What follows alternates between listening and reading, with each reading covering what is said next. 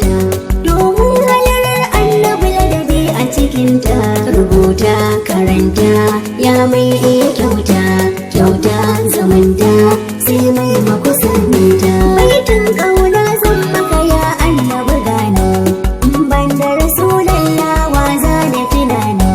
Hasken fuskar annabi shi ne ya zama ni, gane gane ainihin rahama ne. Bane kyautar ka bani. Inda ga rasulallahi zan yi zubewa, ba na iya ɗaukar hasken bani iyawa. Na kama kafa shaka in wasu na yi riƙewa, nawa sai ka yi isarwa, izuwa halara ta sakewa.